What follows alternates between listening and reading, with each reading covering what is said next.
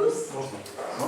Le premier point de cette réunion, c'est l'élection des délégués élus pour les élections sénatoriales. Donc, M. Glorieux a remis sa liste sur table. Vous l'avez en format A4. Non, il y a aussi les coupons. Ah, ça, c'est la liste, pardon. La déclaration. Et où est-ce qu'ils sont la déclaration? D'accord, merci. Je savais pas. Ok. Julie Champagne étant excusée ce soir, normalement, elle a dû envoyer On attend le mail.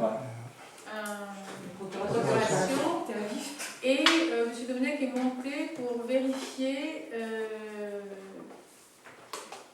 quel est l'élu le plus jeune juste après elle, puisque nous allons former un bureau de dépouillement pour le scrutin dans lequel il doit y avoir les plus capés et les deux plus jeunes. Parmi les deux plus jeunes, il y avait donc Julie Champagne, et donc il est allé voir aussi. On ne va pas faire à peu près au pif en se posant la question, il vaut mieux être certain de la réponse pour que le scrutin soit juste. Alors je fais l'appel pendant ce temps, ne vous inquiétez pas. Donc c'est ma voix présente. Roger Pédeflous. Présent. Nicole Bidou. Présent. Francis Lang est excusé dernière minute et m'a donné procuration. Nicole Dufaux. Présente. Michel Big. Présent. Anne Chauvency. Présente. Joachim Costa. Présent. Bruno Vermès s'est excusé et a donné procuration à Joachim Costa. Valérie Cazenave-Dimiquet. Présente. Thierry Annette est excusé à donner procuration à Roger Pédeflous. Céline Lacoste. Présente. Frédéric Lescudé. Présent. Jennifer d'Aragon. Présente. Pachi Elisèche. Présent. Angélique Mougin. Présente. Philippe Glorieux. Présent. Julie Champagne donc, est excusée et donne procuration à qui? Michael Baraf. Normalement. Théoriquement, c'est moi, mais on n'a pas, On va attendre. On n'a pas le doc. On va attendre. Voilà, Parce que si elle a écrit l'un et que c'est l'autre, je vais devoir recommencer. Et Michael Baraf. Présent. Voilà. Je vais en tirer après. Je dois désigner un secrétaire de séance. Je propose Nicole Dufaux. Et qui sera secrétaire de séance et secrétaire du bureau électoral. N'est-ce pas? Ça fait beaucoup de travail ce soir. Oui. Voilà. Donc ce soir, nous allons désigner les délégués du conseil municipal en vue des élections sénatoriales. Pendant que M. Domenech se prépare, je vais en profiter pour vous donner la lecture du rappel qu'en application de l'article R133 du Code électoral, le bureau électoral est présidé par nous-mêmes et comprend les 2 conseillers municipaux les plus âgés et les 2 conseillers municipaux les plus jeunes, présents à l'ouverture du scrutin, à savoir, à ce stade, Nicole Billou, Joachim Costa, Jennifer d'Aragon, et on va attendre le retour de M. Domenech pour remplacer Julie Champagne, parce que je l'avais déjà indiqué. Au préalable, je veux vous rappeler aussi qu'en application des articles L289 et R133 du Code électoral, les délégués et leurs suppléants sont élus sur la même liste, sans débat, à la représentation proportionnelle, suivant la règle de la plus forte moyenne, sans panachage, ni vote préférentiel. Que les membres du conseil municipal qui n'ont pas la nationalité française, bon, c'est pas notre cas, mais je le passe un peu vite, ne peuvent ni être élus membres du collège électoral, ni participer à l'élection des délégués et des suppléants. Que les membres du conseil municipal qui sont également députés, sénateurs, conseillers régionaux, conseillers départementaux, ce qui est mon cas, peuvent participer à l'élection des délégués et suppléants, mais ne peuvent pas être élus délégués ou suppléants sur cette liste. Je ne figure donc pas sur la liste proposée. Que les militaires en position d'activité, membres du conseil municipal, peuvent participer à l'élection des délégués et suppléants, mais ne peuvent être élus délégués ou suppléants. Article L. 287.1 du Code électoral. Que les délégués et suppléants sont élus dans les communes de la strate de Mazères-Lezon parmi les membres du conseil municipal, conformément aux articles L. 284 à L. 286 du Code électoral. Le cas échéant, l'article L. 290.1 ou L. 290.2, le conseil municipal doit élire 5 délégués et 3 suppléants. Les candidats peuvent se présenter soit sur une liste comportant autant de noms qu'il y a de délégués et de suppléants à élire, soit sur une liste incomplète. Article L. 289 du Code électoral. Chaque liste de candidats aux fonctions de délégués et de suppléants est composée alternativement d'un candidat de chaque sexe. Précise enfin qu'une seule liste a été déposée, non, alors que 2 listes ont été déposées, pardon, mais comme c'est de la dernière minute, que 2 listes ont été déposées, et donc il n'y aura pas d'autres candidatures, puisque j'allais demander s'il n'y avait pas d'autres candidatures. Pour le déroulement du scrutin, je vais vous inviter à vous lever pour aller voter dans l'isoloir à l'appel de votre nom. Je dispose bien du pouvoir à... alors là, c'est Julie Champagne. Je donne mon pouvoir à Michael ou Philippe. Donc, vous votez. Je pensais qu'elle serait décidée. Je vais le prendre. Alors, vous prenez. Alors, donc, à...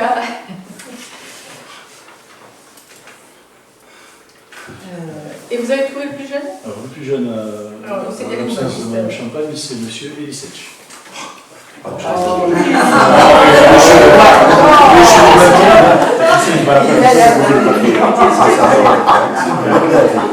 est toujours le plus jeune.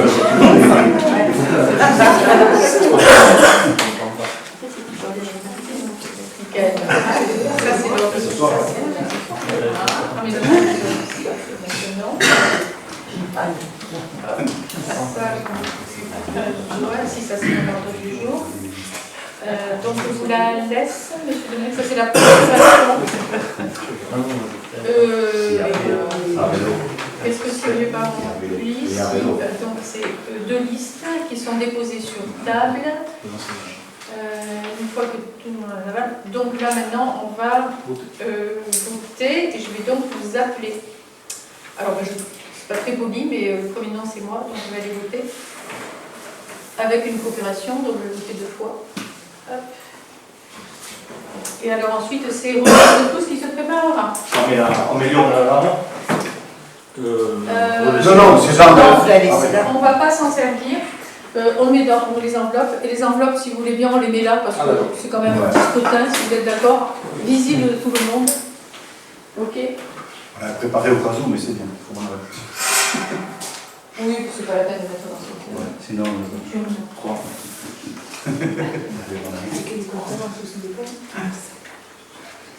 Il faut être quand on vote. C'est toi, C'est le bureau. Ah oui, mais il y a un bureau. Alors, non.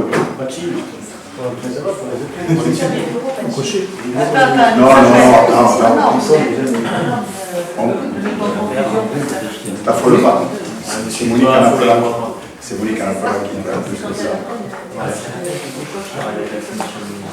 C'est dur d'être au jeu. Alors, les scrutateurs, il faut qu'ils contrôlent quand même. Oui, parce que je mets là. Donc, je mets une enveloppe et ma procuration 2 enveloppes. D'accord? Ici. Projet que on a bien vu. Ça ne peut pas. Si on fait ça, c'est pas la mais non, mais c'est pas grave,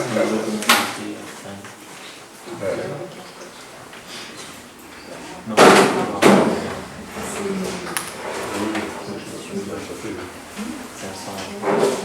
Après, Ah ouais?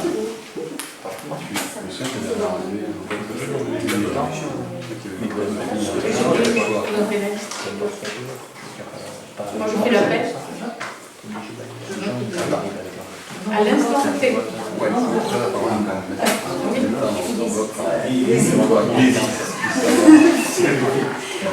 Roger, il n'y a que 2 listes. Hein. Et il y a 2 enveloppes aussi. J'avais oublié qu'on était. J'ai une procuration. Et je vous rappelle que nous sommes filmés. On va peut-être arrêter les bêchises.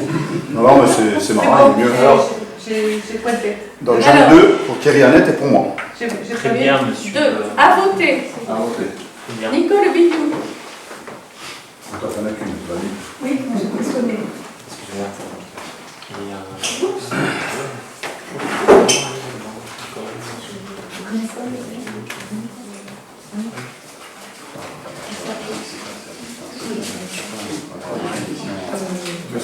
C'est fait toi.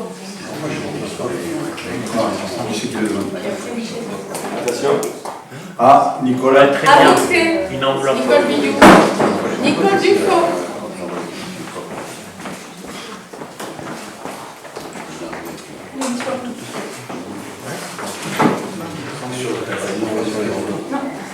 Il me semble, je l'envoie avec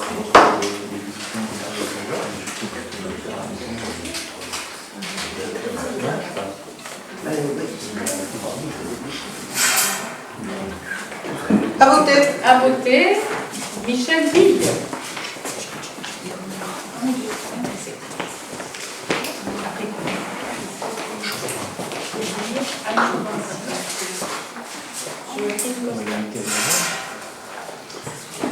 Oui. Il y a un peu de problème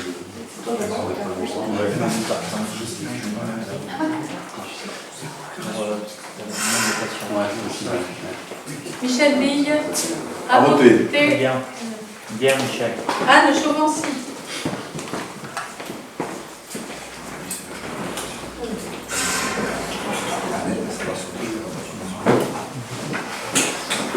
Pardon? Bravo, voté. Ouais, ça.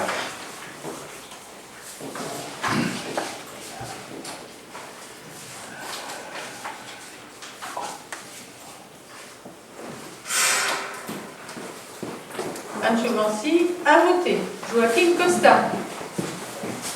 Et aussi la Doit procuration. voter 2 fois. Pardon.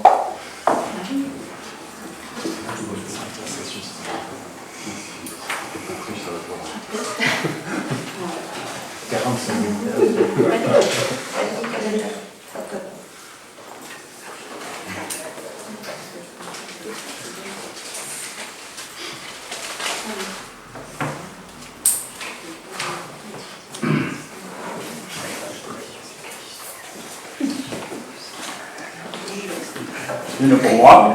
Ouais. À voter. Bruno Vermès. C'est bien. À bien. voter. Joachim Costa a voté 2 fois. Valérie Cazenave-Dimillet. Ah oui, c'est ça.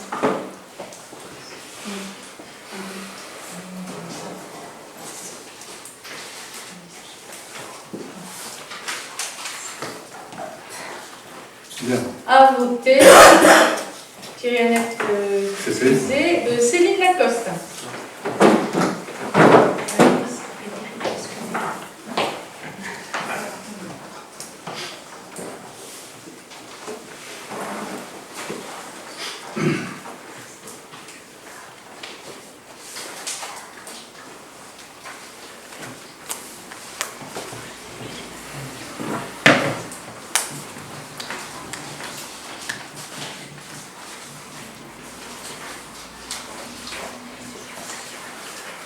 Céline Lacoste a voté. Frédéric Lescudier.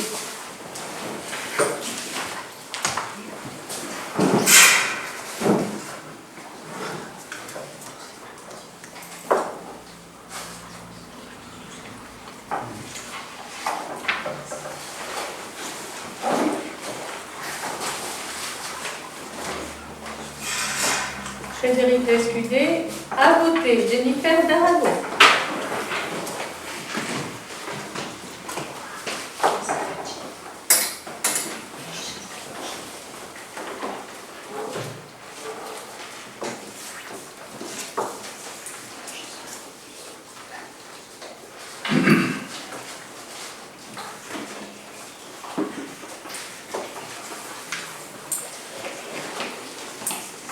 Jennifer Aragon a voté. Patsy Elisette.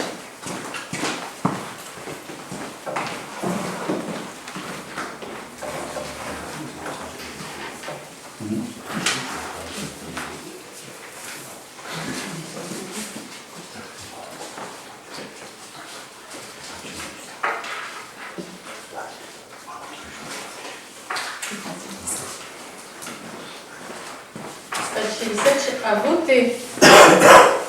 Angélique Mougin.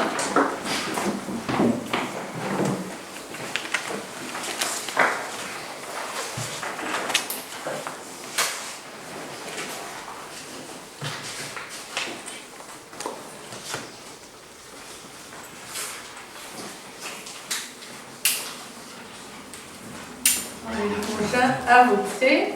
Philippe Glorieux.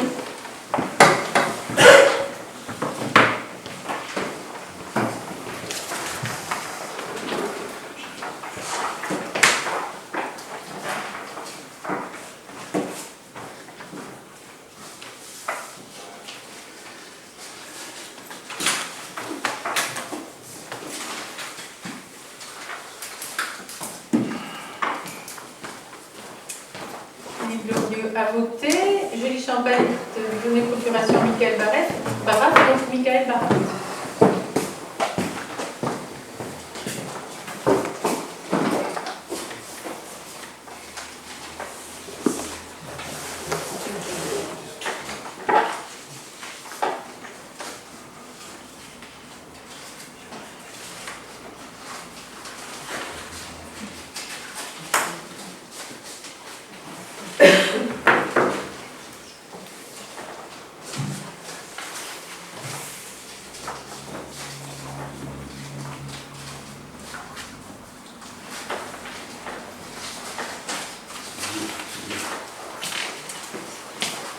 Michael Barras a voté 2 fois. Merci beaucoup. Le bulletin est clos. Alors, nous allons donc maintenant procéder au dépouillement avec les 4 personnes que j'ai citées en début de séance. Vous allez vous mettre debout autour de la table. Peut-être Frédéric, tu vas leur laisser la place. Vous allez retirer un peu cette table pour vous mettre autour. La table de Frédéric, là, vous la retirez. Comme ça, vous pouvez mettre autour. Voilà. Et Nicole Dufault-Safran et moi-même. Je dois être garant. Qui c'est qui oui, c'est vous qui notez, monsieur? Vous avez la liste? Nico, je reste là.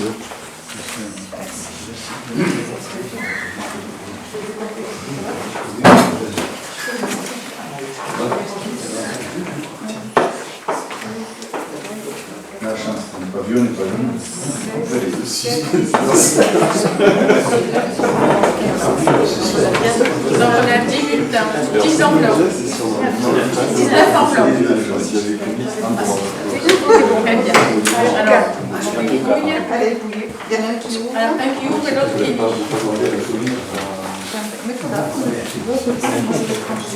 Oui, Coco, tu ouvres le micro. Ah, prénom de sang.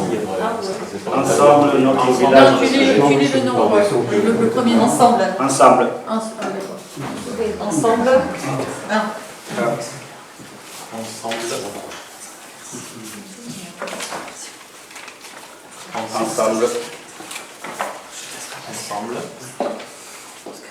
Ensemble. Ensemble. Mazerozon, écologiste, solidaire et citoyen. Mazerozon, écologiste, solidaire et citoyen. Mazerozon, écologiste, solidaire et citoyen. Ensemble. Ensemble. Ensemble. Ensemble. Ensemble. Ensemble. Ensemble. Ensemble. Ensemble. Ensemble. Alors, vous allez compter les bulletins, vous devriez en avoir 19. 16. C'est bon. Allez, vas-y. 1, 2, voilà. 4, 5, 6, 7. Ouais. 11, 12, 13, 14, 15, 16, 17, 18, 19. Parfait. Donc on est bon. Je vous donne le résultat du scrutin. Si vous voulez. Donc le résultat du scrutin retenu. Merci. Les élections closes comme ça. 19 exprimés. Ensemble, notre village demain, 16 voix. Mazères-Lezon, écologiste, solidaire et citoyenne, 3 voix. Je propose qu'on fasse une interruption de séance et on reviendra. Ok. Bien. On y va? Ouais, et il y a même évidemment On va quand même continuer. Bien, alors nous allons aborder la deuxième partie de cette réunion du conseil municipal avec les délibérations qui ont été adressées avec les convocations. Tout d'abord, je vais vous demander si vous voulez bien approuver le procès verbal du dernier conseil municipal en date du 3 avril que vous avez dû recevoir avec les convocations. Il n'y a pas d'objection, pas de remarques. Il est adopté à l'unanimité. Tu notes ou pas? Oui, s'il te plaît. Approuvé. Bien. Ensuite, première délibération. Il s'agit de la désignation des délégués du conseil municipal. Non. Non. Ça, je le sais. Convention de service commun entre la commune. Donc, non, même pas. D'abord, je dois vous présenter le relevé des décisions que j'ai dû prendre depuis la date du dernier conseil municipal pour vous en faire part.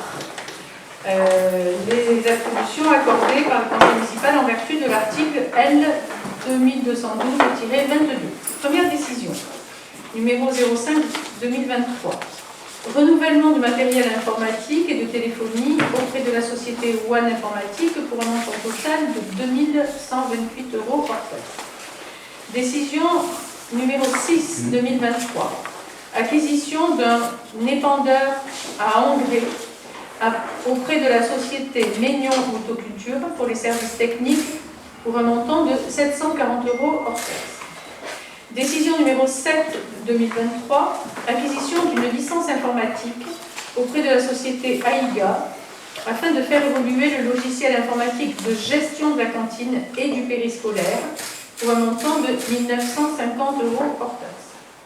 Décision numéro 8-2023, acquisition de panneaux de signalétique auprès de la société BG Signalisation pour un montant de 1351 € 02 hors taxe pour la mise en œuvre d'un itinéraire conseillé pour les vélos.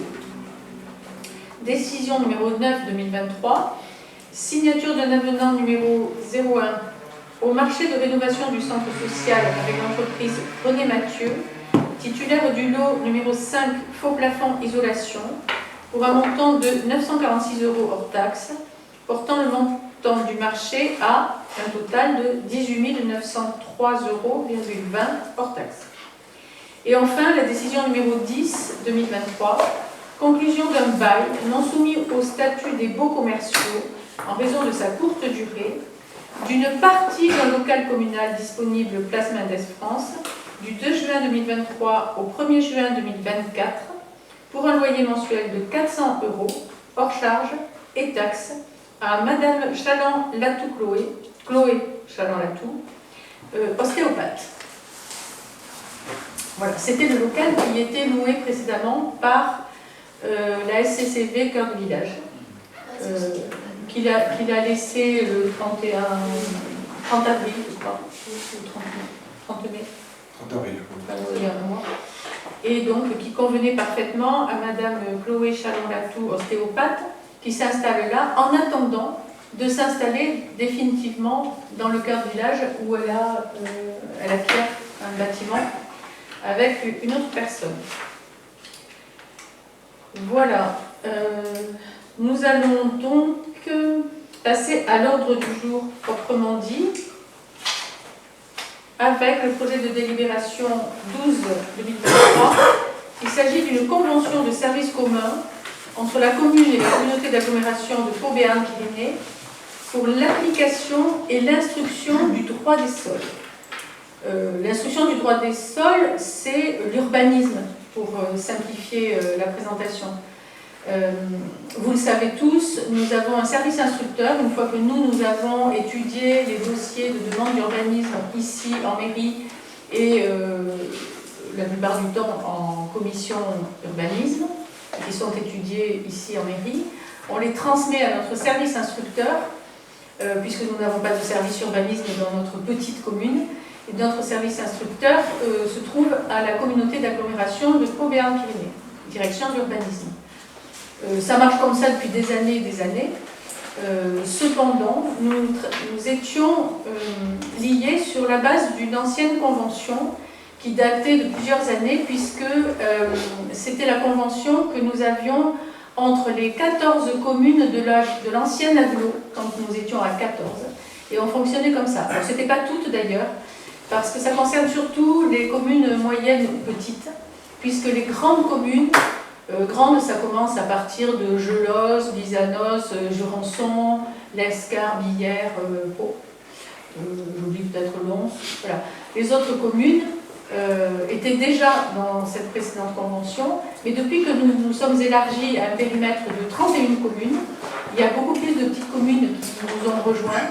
Et depuis cette fusion liée à la loi NOTRe, eh bien, nous travaillions comme ça sans avoir vraiment de lien juridique entre nous.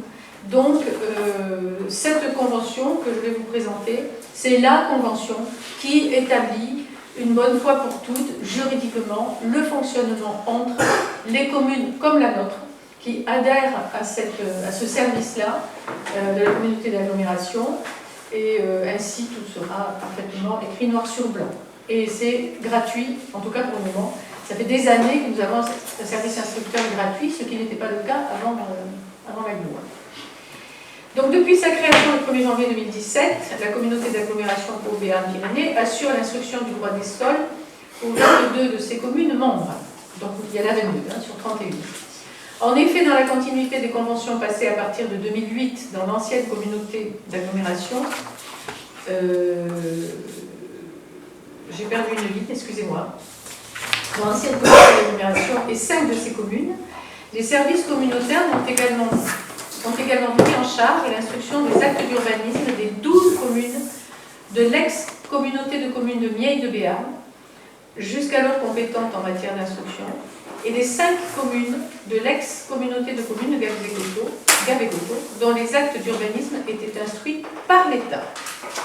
Si les communes restent le guichet privilégié des pétitionnaires et les maires conservent leurs compétences dans la délivrance des actes d'urbanisme, la technicité requise dans l'application de la réglementation de l'urbanisme et dans le suivi de la procédure d'instruction, ainsi que la recherche d'une mise en œuvre harmonisée sur le territoire communautaire des règles d'urbanisme élaborées dans le cadre du plan local d'urbanisme intercommunal, conduisent les 22 communes concernées à souhaiter continuer recourir en la matière à l'ingénierie du service urbanisme de la communauté d'agglomération.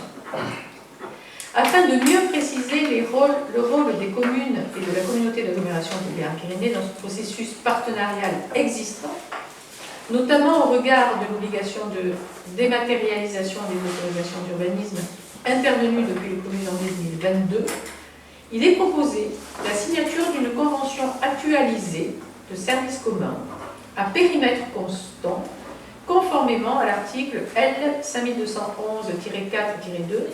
du Code général des collectivités territoriales. D'une durée de 3 ans, renouvelable pour une durée similaire par tacite reconduction, cette convention s'exécute comme à ce jour, sans contrepartie financière. Elle détermine la nature des demandes dont l'instruction est prise en charge par le service commun, géré par la communauté d'agglomération Pau Béarn-Pyrénées, et régit les missions de chaque collectivité à chaque étape de l'application du droit des sols, à savoir le renseignement et l'accompagnement des pétitionnaires, la procédure d'instruction proprement dite, du dépôt du dossier d'urbanisme auprès de la commune jusqu'à la notification par la commune de la décision correspondante au pétitionnaire et sa transmission au contrôle de légalité. La gestion des actes et opérations encadrant le suivi ultérieur des travaux, le traitement des éventuelles procédures gracieuses et contentieuses générées par la délivrance des actes issus de l'instruction. Conformément à l'article L. 5211-4-2 précité, les fonctionnaires et agents non titulaires qui remplissent leurs fonctions dans le service mis en commun sont transférés de plein droit à la communauté d'agglomération qui en a la charge. À titre indicatif, il comprend aujourd'hui 8 postes. Les agents qui les occupent sont déjà en charge des missions prévues dans la Convention, l'organisation et les conditions de travail, la rémunération et les droits acquis pour ces agents ne sont pas remis en question. Ils ne sont pas concernés puisque nous n'avons pas ici d'agents transférés à l'État. Si le service instructeur reste sous l'autorité hiérarchique du président de la communauté d'agglomération que j'ai informé, il exerce ses missions sous l'autorité fonctionnelle du maire ou de son représentant désigné. Le projet de convention de service commun, joint au présent rapport, a recueilli un avis favorable du comité social territorial intercommunal placé auprès du centre de gestion des Pyrénées-Atlantiques, dont dépend la commune, en date du 27 avril 2023. Il nous appartient donc ce soir d'approuver la convention de service commun, c'est ainsi qu'on l'appelle, en matière d'application et d'instruction du droit des sols ci-jointe, proposée en application de l'article L. 5211-4-2 du Code général des collectivités territoriales et de m'autoriser à la signer avec la communauté d'agglomération du Pau Béarn-Pyrénées. Vous avez reçu l'annexe avec la délibération. Y a-t-il des questions? En fait, rien ne change, simplement on se met en ordre juridique, tout simplement. Il y a des questions, il n'y a pas de remarques. Donc je le soumets au vote. Qui est pour? Contre? Abstention? Donc c'est adopté à l'unanimité. Je vous remercie.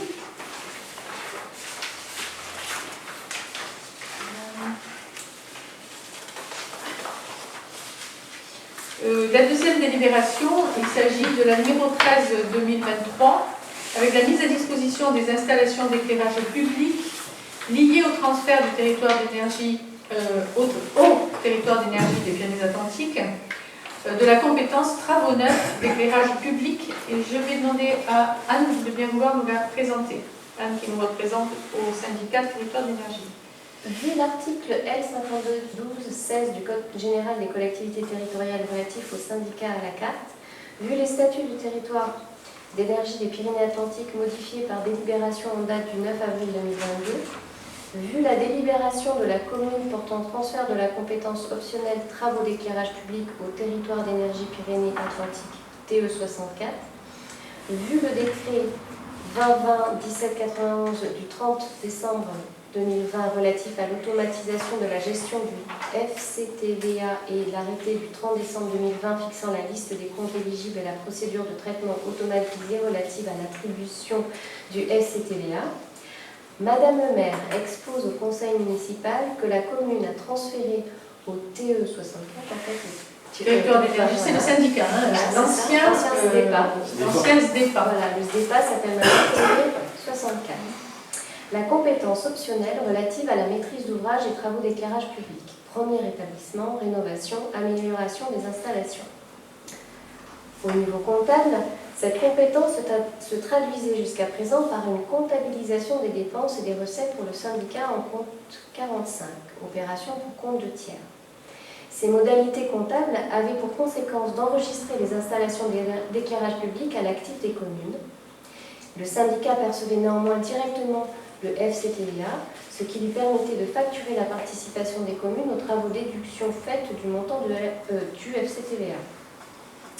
Or, l'arrêté ministériel du 30 décembre 2020, fixant la liste des comptes éligibles à la procédure de traitement automatisé relative à l'attribution du FCTVA, exclut désormais les dépenses imputées au compte 45. Par conséquent, le syndicat n'a plus la possibilité de percevoir le FCTVA, pour des travaux d'éclairage public réalisés à compter de l'exercice 2021. Les communes ne peuvent pas non plus de leur côté percevoir le FCTVA dans la mesure où leur participation résiduelle aux travaux s'impute sur un compte non éligible. Aussi, afin de permettre aux syndicats et à ses communes membres de ne pas être perdants sur le FCTVA, une réflexion portée conjointement par le syndicat et la DDFIP a conduit à la solution suivante. Il convient que les communes ayant transféré leurs compétences travaux neufs d'éclairage public au syndicat actent une mise à disposition des installations d'éclairage public. Au niveau juridique, le régime de la mise à disposition consiste à transférer au syndicat la jouissance d'un bien à titre gratuit, avec les droits et obligations qui s'y attachent, tout en restant la propriété de la commune. Il a été admis que cette mise à disposition s'appliquera aux nouvelles opérations menées à compter du 1er janvier 2023 et non aux installations déjà opérationnelles qui demeurent à l'actif des communes. Les communes conservent ainsi la propriété des installations d'éclairage public et prennent en charge certaines de leurs obligations, assurance et paiement des factures d'électricité. Conséquence du régime de la mise à disposition, les nouvelles installations seront retracées à l'actif du syndicat. Et cette mise à disposition des installations d'éclairage public ne remet pas en cause la faculté pour la commune de conserver la compétence entretien de l'éclairage public lorsque celle-ci n'a pas été transférée au syndicat.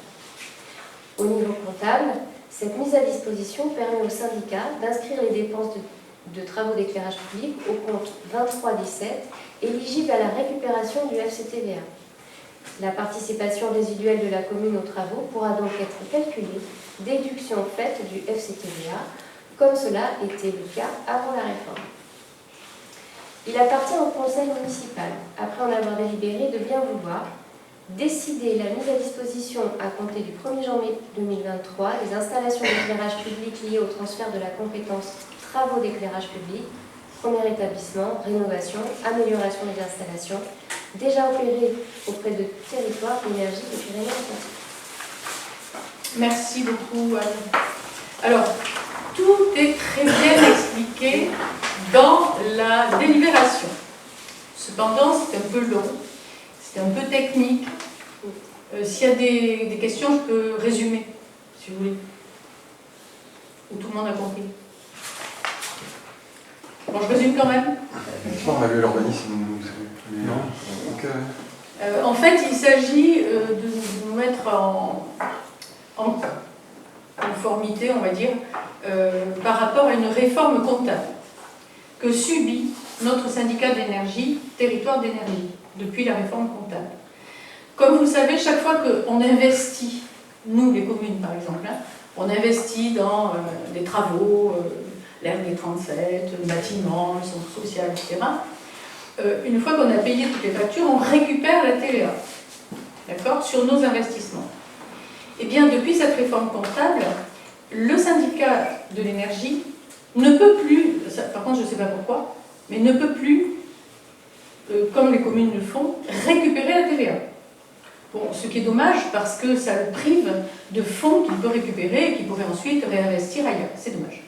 Donc, l'astuce comptable consistait, mais pour toutes les communes, je vous rassure, on vote tous ceci, peut-être pas le même soir, mais dans toutes nos communes qui sont adhérentes au syndicat de l'énergie, on va voter la même délibération. Pour contourner cette difficulté, eh bien, il suffisait, c'est la phrase qui est en gras, de décider qu'on mettait à disposition nos installations d'éclairage public. Ça ne change rien. On les a, on investit, c'est payé, c'est remboursé partout sur tout le territoire du département des Pyrénées-Atlantiques, c'est comme ça. Mais on décide de dire que nos installations d'éclairage public, qui ont été réalisées avec le départ, eh bien, on les met à leur disposition. Et de ce fait, de cette simple phrase, il nous est permis il est permis surtout au syndicat territoire d'énergie de considérer qu'avec cette mise à disposition, il peut ensuite récupérer la TVA de ses investissements. Ainsi, c'est une délibération toute simple qui ne nous coûte rien de plus, rien de moins, que ce que nous faisons au travers de nos travaux en partenariat avec ce syndicat de l'énergie, mais qui lui permet d'être au clair, le syndicat, pour récupérer la TVA et ainsi continuer. Donc là, ça fait 2 ans à peu près qu'il n'a pas récupéré la TVA et il ne pourra pas le faire parce qu'il n'y a pas d'effet rétroactif. Mais à partir de maintenant, et à partir du 1er janvier 2023, comme c'est indiqué dans le dernier paragraphe, eh bien, il pourra récupérer la TVA de ses investissements. Alors, je vais peut-être moins bien expliquer que si ça avait été fait, mais j'essaye de le dire de façon simple, à ma manière, c'est simple de toute façon. Voilà ce que nous votons, il n'y a aucun risque pour nous, aucun danger. Simplement, on permettra à notre syndicat auquel on est adhérent, hein, d'avoir plus de puissance financière pour continuer à investir partout où c'est nécessaire. Ça vous va? On peut voter? Alors, qui est pour? Contre? Il n'y en a pas, abstention non plus, c'est voté à l'unanimité. Je vous remercie. Donc, pour la suivante, il s'agit de la convention de mise à disposition des agents de police municipale. Je vais vous la présenter. Il s'agit d'un renouvellement de ce que nous pratiquons déjà, la police municipale intercommunale. Donc, la loi numéro 2002-267 du 27 février 2002, relative à la démocratie de proximité, a créé des dispositions codifiées aux articles L512-1 et suivants du Code de la sécurité intérieure, permettant à un établissement public de coopération intercommunale à fiscalité propre de recruter des agents de police municipale pour les mettre à disposition de ses communes membres.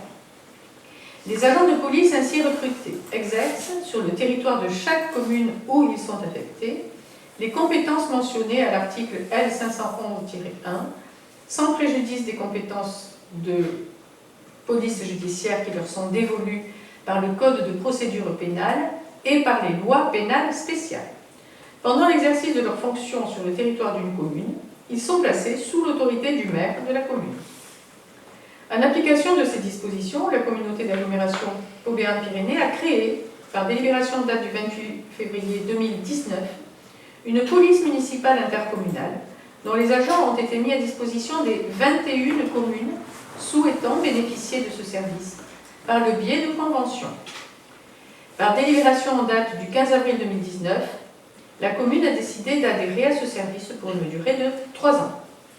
Cette convention de mise à disposition des agents de la police municipale intercommunale au profit de la commune de Mazères-Luzon étant arrivée à échéance le 31 décembre 2022, il vous est proposé de procéder à son renouvellement selon les mêmes conditions d'intervention sur le territoire et les mêmes modalités financières de participation au fonctionnement de ce service. Donc il nous appartient, conseil municipal, d'approuver le principe du renouvellement de la convention de mise à disposition des agents de police municipale intercommunale au profit de notre commune et de m'autoriser à signer la convention correspondante de mise à disposition des agents de police municipale intercommunale avec la communauté d'agglomération Auvergne-Pyrénées. Vous avez derrière la délibération le texte de la convention de mise à disposition, mais c'est la même que la dernière fois, si ce n'est... Vous ne l'avez pas? Mais vous l'avez reçu. Vous l'avez reçu. Vous ne l'avez pas là, mais vous l'avez reçu chez vous. Voilà. Mais c'est la même que la dernière fois, sauf que c'est un renouvellement. Voilà. Des questions? On continue. Comme avant. Pas de questions, pas d'observations. Donc je demande qui est pour. Contre. Abstention. Je n'en vois pas. Donc adopté à l'unanimité. Je vous remercie. Je vais demander à Nicole Billou si elle veut bien nous présenter l'adhésion à l'offre de services en matière d'accompagnement à la mobilité, c'est-à-dire en mutation, proposée par le Centre de gestion de la fonction publique territoriale des Pyrénées-Atlantiques. Le maire expose aux membres du conseil municipal que les centres de gestion peuvent proposer à leurs collectivités affiliées et adhérentes des prestations obligatoires, mais aussi facultatives. Par ailleurs, le décret numéro 2022-1043 du 22 juillet 2022 relatif à la formation et à l'accompagnement personnalisé des agents publics en vue de favoriser leur évolution professionnelle comporte un chapitre relatif à l'accompagnement des agents dans leur projet d'évolution professionnelle. Celui-ci précise notamment que chaque employeur public pour les agents qu'il emploie et chaque centre de gestion de la fonction publique territoriale pour les agents qui relèvent de sa compétence élabore un document formalisant l'offre d'accompagnement personnalisé dont les intéressés peuvent bénéficier, les modalités d'accès à cette offre ainsi que les ressources et les outils pouvant être mobilisés pour la mise en œuvre des projets des agents. Ce document identifie l'ensemble du dispositif individuel et collectif d'information, de conseil, de soutien et de formation proposés aux agents. À ce titre, le Centre de gestion de la fonction publique territoriale des Pyrénées-Atlantiques propose désormais une offre de services en matière d'accompagnement à la mobilité. Le maire propose l'adhésion par convention à cette offre de service à compter du 1er juillet 2023. Donc, invité à se prononcer, nous devons décider d'adhérer à compter du 1er juillet 2023 à l'offre de service en matière d'accompagnement à la mobilité proposée par le centre de gestion et autoriser le maire à signer la convention proposée en annexe ainsi que les documents d'engagement permettant sa mise en œuvre. Merci beaucoup. Pour résumer en une phrase, vous l'avez compris, je pense, c'est une adhésion à une offre de service donc de notre service de gestion de la fonction publique territoriale, du centre de gestion, qui permet aux communes qui le souhaitent, qui souhaitent y adhérer, il n'y a pas d'obligation, d'élargir un petit peu le champ de... Je ne sais pas comment, quel mot trouver, d'opportunité, merci, c'est parfait, d'élargir le champ d'opportunités qui pourraient être présentés à nos personnels de la mairie, nos agents, en cas de besoin, s'ils le souhaitent. Ce n'est pas à la décision de la mairie, hein, c'est si un agent en a le besoin, pour lui permettre d'avoir une mutation. Parce qu'on peut facilement organiser des mutations en interne de nos services de la mairie, mais comme nous avons peu de personnel, donc peu de postes, si l'on prend l'agent, par exemple, le cas par exemple d'un agent qui a au fil du temps un handicap visible ou pas visible, mais qui ne lui permet plus de tenir le poste qui est le sien, eh bien c'est un moyen d'élargir le champ des possibles pour cet agent en étant suivi, accompagné au niveau du centre de gestion de la fonction publique pour essayer de trouver ailleurs qu'à la mairie de Mazères un poste qui lui conviendrait dans le cadre de ses nouvelles capacités physiques ou intellectuelles, enfin on ne sait jamais, les handicaps ça couvre toutes les possibilités, de façon à ne pas laisser une personne en souffrance ou en maladie ou en... voilà. Donc cette adhésion nous permettrait d'être en relation avec le centre de gestion qui prendrait en charge, mais la personne restera chez nous tout le temps qu'il faudra jusqu'à ce que, éventuellement, si elle en fait la demande, on ne va pas décider de le faire pour elle, si elle en fait la demande, elle sera suivie jusqu'à ce que, peut-être, il n'y a pas d'engagement, elle trouve un poste qui corresponde à ses capacités, on va le dire comme ça, ses capacités. Voilà. Donc, je trouve que c'est une très bonne opportunité pour... ça peut arriver, même dans une petite commune avec peu de personnel, mais c'est surtout dans les petites communes avec peu de personnel que quand ça arrive, eh bien, on est bloqué. On ne peut pas créer un poste spécialement pour quelqu'un qui... Voilà, tout le monde a compris. Est-ce que vous avez des questions là-dessus? C'est clair? Voilà, c'est à la demande de l'agent. Hein. C'est si l'agent le souhaite. On peut lui proposer, s'il n'est pas au courant que ça existe, on peut lui proposer. Mais ce n'est pas nous qui décidons de le mettre dans ce cursus. C'est lui qui le demande, et après on l'accompagne bien sûr jusqu'au bout, comme le centre de gestion. Bien. Alors donc, il n'y a pas de questions apparemment, de remarques. Alors je le soumets au vote. Qui est pour? Contre? Abstention, il n'y a pas, c'est adopté à l'unanimité. Je vous remercie. Je vais demander à Michel Bille s'il veut nous présenter l'actualisation si tel est le cas, des tarifs de la cantine scolaire et ensuite des tarifs de la garderie périscolaire. Le rapporteur rappelle à l'Assemblée que par délibération en date du 27 juin 2022, les tarifs des repas de la cantine scolaire ont été fixés comme suit. Repas enfants 3,50 €, repas commensaux 6,30 €, soit une augmentation de 10 centimes après 3 ans de blocage des tarifs. Ceci afin de compenser l'augmentation du prix du repas par la cuisine communautaire qui a dû également faire face à la forte augmentation des prix des denrées alimentaires. Il rappelle à l'Assemblée que le décret du 29 juin 2006 relatif au prix de la restauration scolaire pour les élèves de l'enseignement public précise que désormais les augmentations des tarifs ne sont plus encadrées à la condition de ne pas excéder le coût par usager du service. Il précise que, sur ce point, le tarif fixé en 2022 a couvert seulement 44,45% du coût total du service par usager, qui s'élevait à 8,04 € par enfant. Fabrication et fourniture de repas, le service à la cantine, auquel s'ajoute la garderie méridienne. Considérant la perdurance du contexte inflationniste qui impacte encore cette année le budget des familles, il est proposé de ne pas augmenter les tarifs des repas à compter du 1er septembre 2023 pour l'année scolaire 2023-2024 et de les fixer comme suit.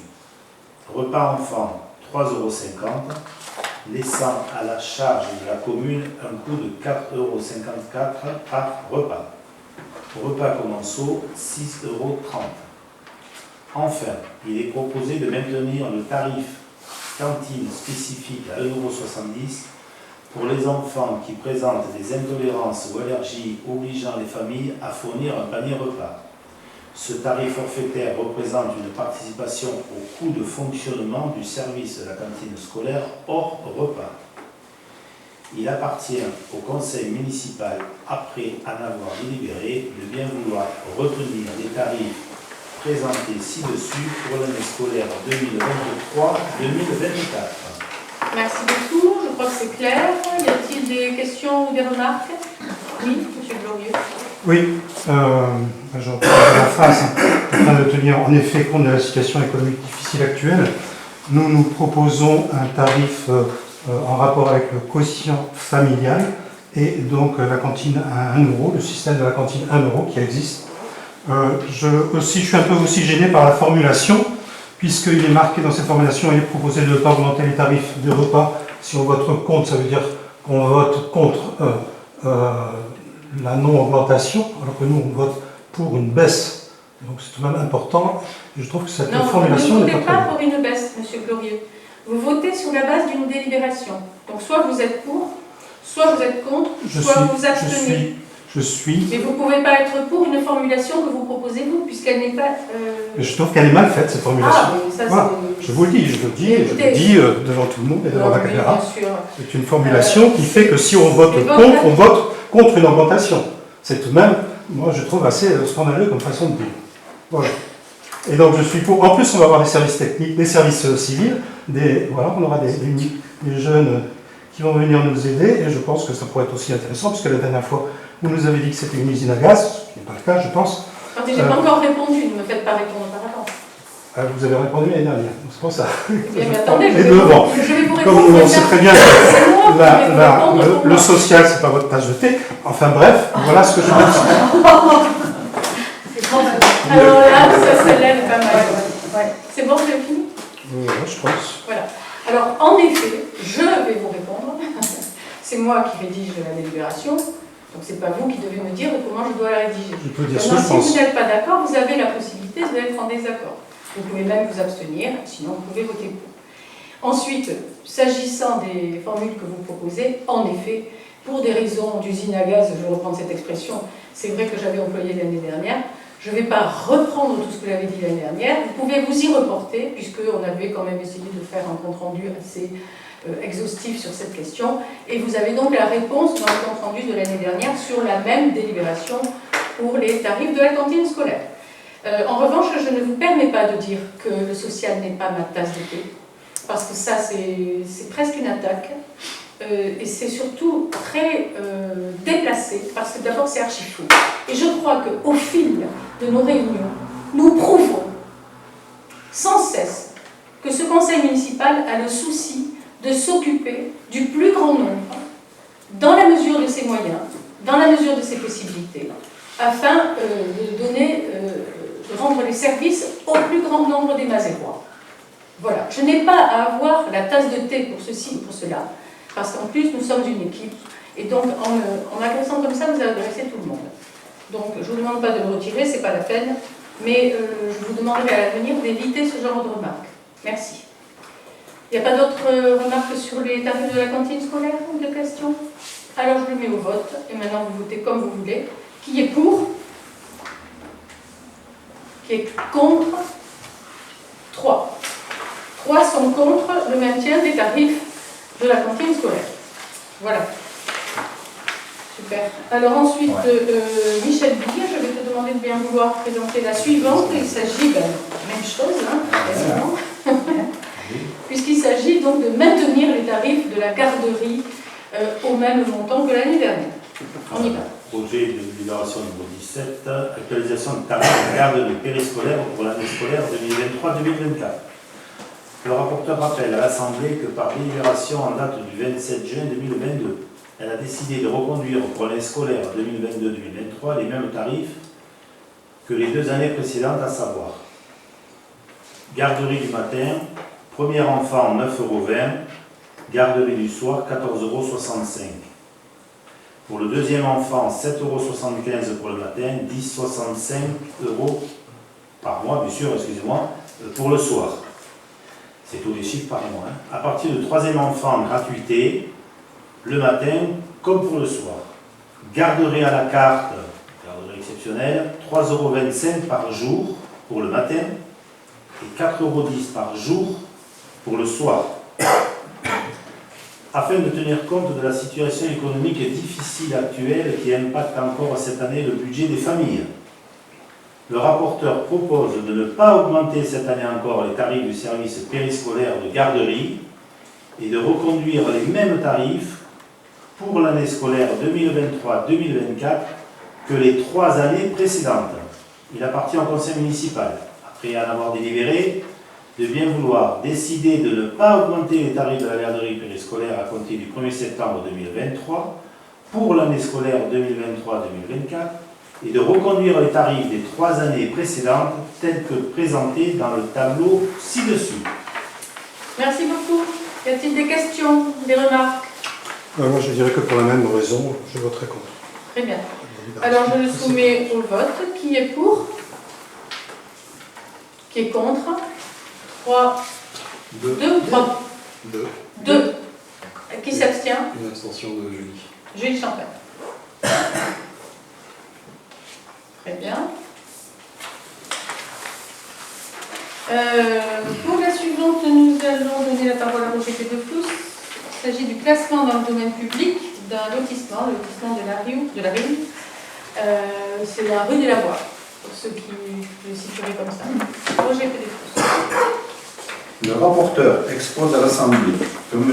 Osance Philippe, géomètre expert, a demandé pour le compte du lotissement, par courrier en date du 23 mai 2023, l'incorporation dans le domaine public communal de la voirie des réseaux hors eau pluviale et assainissement qui relèvent de la compétence de la CAPBP, la communauté d'agglomération, ainsi que de ces espaces verts du lotissement La Rime, comme vous voulez. Ces voies et équipements appartiennent à la SCI Lanus Casalet, aménageur du lotissement, et sont cadastrés section AK numéro 210, numéro 211, 212 et 213 pour une superficie de 980 m². La visite définitive de réception a été réalisée le 27 octobre 2021 et elle a permis de vérifier la conformité au cahier des charges des travaux réalisés.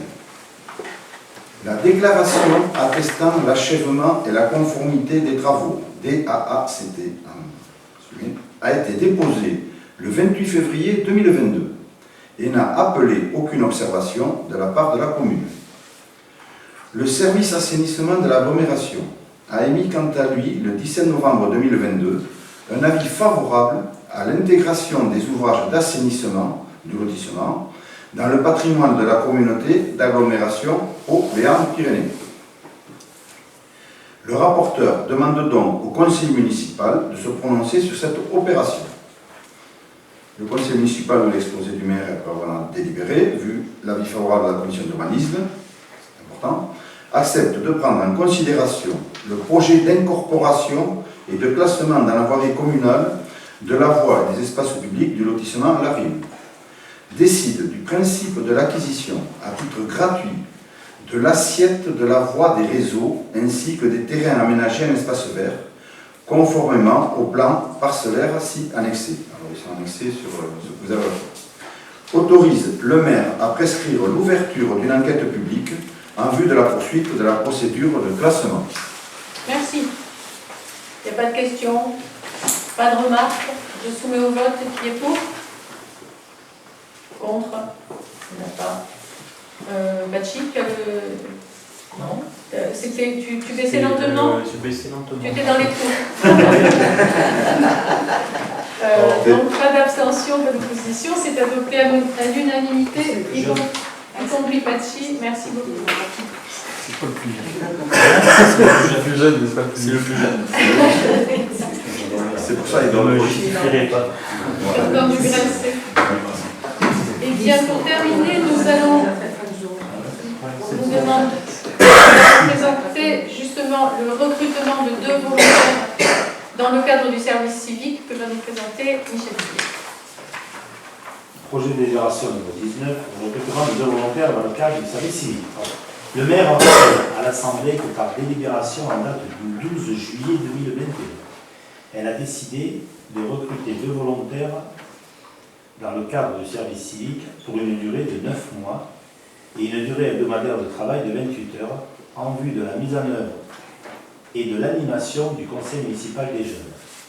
Elle propose à l'Assemblée de renouveler cette opération pour l'année scolaire 2023-2024 sur la même durée, 9 mois, et le même temps de travail hebdomadaire, 28 heures par semaine, afin, d'une part, de préparer le renouvellement et la mise en place du conseil municipal des jeunes, d'autre part, de venir en soutien des animateurs sur le temps périscolaire en participant aux animations proposées aux enfants.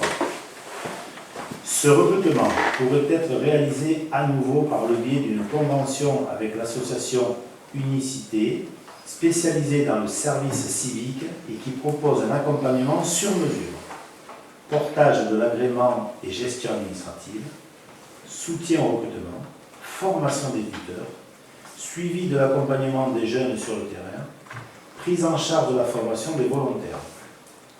Le coût global de cette opération s'élèverait à la somme de 2 804,30 € décomposé comme suit.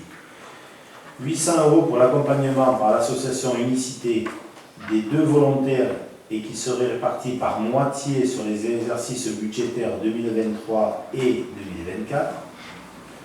2 004,30 € pour l'indemnité complémentaire versée aux volontaires, soit 111,35 € par mois et par volontaire, en complément des 489,59 € versés par l'État, ce qui correspond pour chaque volontaire à une indemnité mensuelle globale de 600,94 €.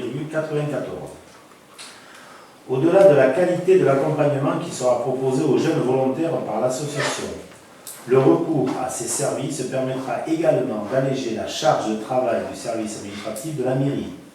Ainsi, aussi, il est proposé au conseil municipal, après en avoir délibéré, de décider le recrutement de 2 volontaires dans le cadre du service civique pour mener à bien la mission de mise en place et d'animation du conseil municipal des jeunes. De décider de se faire accompagner par l'association Unicité pour le recrutement et le suivi des 2 volontaires pendant toute la durée de leur mission pour un montant de 800 €. D'autoriser Madame le maire à signer la convention tripartite correspondant avec l'association et les volontaires qui seront recrutés. Merci. Alors, c'est un renouvellement, comme vous le voyez, parce que c'est une façon de conclure que la première fois, bien, les choses se sont bien passées pour la gestion de ces contrats civiques et que cette expérience des contrats civiques, nous l'avons trouvée très positive. D'abord au regard de ce que ça a apporté à ces jeunes filles, d'être intégrées dans notre mairie pendant plusieurs mois pour participer à la vie de la commune, à la vie municipale un petit peu. Ça leur a fait découvrir certaines choses. L'une était en rupture totale scolaire, était déscolarisée, on va dire. Et l'autre était en première année de langues étrangères, je crois, à l'université. Alors, cette dernière, nous n'avons plus de nouvelles, ne nous a pas tenu informés de ce qu'elle devenait, mais elle a peut-être tout simplement repris ses études ou continué ses études. Quant à la première qui était en rupture scolaire totale, eh bien ça l'a beaucoup aidée, ça lui a beaucoup appris et ça lui a redonné confiance en elle. Et aujourd'hui, elle travaille. Non seulement elle travaille, mais en plus, elle s'est installée, elle a pris un appartement qu'elle se paye elle-même. Et c'était son vœu le plus cher, c'était de devenir indépendante et pas à la charge de sa maman. Voilà. Donc les choses se passent bien pour elle et on peut dire que c'est grâce à l'accueil que nous lui avons fait ici à la mairie et le contact dans lequel on l'a mis avec Michel et Joachim dans les écoles, avec les enseignants, les animatrices, les enfants. Voilà. Donc c'est une jolie chose. Et comme le conseil municipal d'enfants qui a été formé l'année dernière n'a une durée que de 2 ans, eh bien, on va renouveler un contrat pour demander à de nouvelles ou nouveaux candidats recrutés de s'occuper du suivi de ces jeunes. Alors, tout le travail est vraiment mâché par nous, c'est normal, parce qu'on ne peut pas s'improviser comme ça, agents municipaux, c'est pas possible. C'est quand même assez mâché, et il y a un suivi très très précis de Joachim et de Michel pour les accompagner.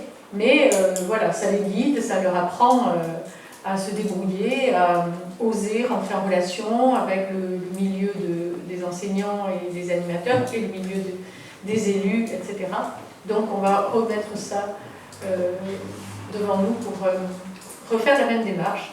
Et puis pour les enfants, parce que vraiment, les enfants du conseil municipal sont absolument formidables, je trouve. Ils apprennent très très très vite. Et ils adorent ça, ils adorent leur rôle d'élu de leur père à l'école, ils adorent ça, ils prennent ça très au sérieux. Donc je trouve que c'est une jolie opération citoyenne, et peut-être même sociale, qui sait. Mais comme c'est pas ma tasse de thé, paraît-il, on ne va pas insister là-dessus. Voilà. S'il n'y a pas de questions. Si. Oui. On voit donc au début de la délibération que les objectifs, ce serait préparer le renouvellement et la mise en place du conseil des jeunes, et d'autre part de venir en soutien des animateurs sur le temps périscolaire. On l'a déjà vu l'année dernière, mais c'est...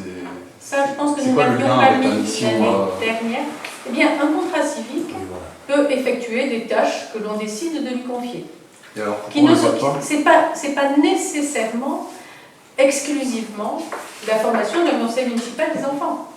Ça pourrait être arroser les fleurs, je sais pas moi, travailler au service technique, voilà, faire de l'entretien, des choses comme ça.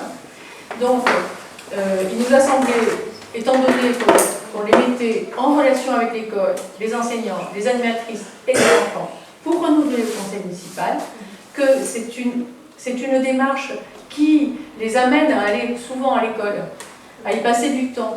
Et l'année dernière, enfin dans le dernier contrat, on les faisait déjeuner, on leur offrait d'ailleurs le déjeuner. Le social, c'est quand même la doté. Donc elles déjeunaient à la cantine, et donc elles passaient du temps avec les enfants. Eh bien, on a pensé que dans un cadre sur renouvellement, comme on apprend toujours des expériences passées, on va le contractualiser, on va le mettre, on va leur permettre de déjeuner à la cantine et d'y être aussi en tant qu'acteur, dans la cour de récréation, avant le repas, après le repas, pour soutenir, accompagner, aider, je ne sais pas comment il faut le dire, les agents de la commune qui font la fameuse pause méridienne qui est comprise dans le prix de repas. Vous voyez ce que je veux dire? Donc ça permet d'avoir plus de monde et d'occasions de surveillance. Et puis elles sont là. Et elles adorent ça. Et avant elles le faisaient sans que ce soit défini dans leur mission. Donc maintenant, on va proposer de l'inscrire carrément dans leur mission. Parce qu'on les voyait le soir aussi. Elle Pas restait du tout aussi. dit. Oui, Et alors alors elles avaient un nombre d'heures D'heures. défini. Elles faisaient les heures du contrat. Voilà. Mais elles étaient souples, ces heures-là. Vous pouvez changer. Ah, ok. Et ça, il faudrait l'ajouter au vote. Puisque là, ce qu'on vote, c'est uniquement la mise en place et l'animation du conseil municipal des jeunes. Parce que là, On a oublié de rajouter la deuxième mission. parce qu'il faut savoir qu'il y a. Parce que c'est quand même pas, c'est pas du tout la même mission. Non, mais la mission, elle Dans le contrat. est égale. Dans le contrat qu'on fait avec un monteur, un dossier unicité, au même week-end dernier, on y a rajouté, on a rencontré la responsable d'unicité pas plus tard que la semaine dernière, on y a rajouté ça parce que, en aucun cas, elle se substitue à un agent de la garderie. En aucun cas, ils n'ont pas le droit. On n'a pas embauché quelqu'un, l'agent n'est plus là, c'est l'emploi civil qui va le faire. Non, elles sont en complément, elles sont avec elles, toujours, ou avec eux, ceux qui sont autres. Et ensuite, on s'est dit que pendant les quelques mois qu'il y a encore avec ces jeunes qui travaillent sur le conseil municipal et ceux qui éventuellement pourront y venir l'année prochaine, à partir de l'année prochaine, ça permettra de faire un complément de travail sur les activités à l'école en tant que périscolaire. Voilà. Mais en aucun cas, ça a toujours été, on ne l'a pas écrit, Oui. c'est dans le contrat, c'est général. Ce que veut dire Michael Baraf, c'est que ça n'est pas redit à la le fin. vote. Mais c'est dans la délibération, puisque c'est le deuxième tiré.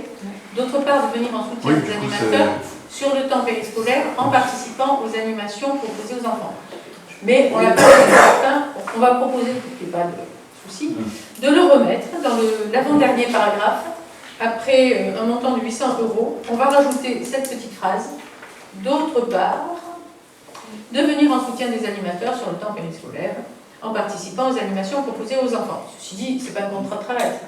Après, le contrat, on fera. Non, d'accord. Non, Pareil. parce que moi, je trouve autant la mise en place de l'animation du conseil municipal des jeunes pour un service civique, ça me semble très pertinent.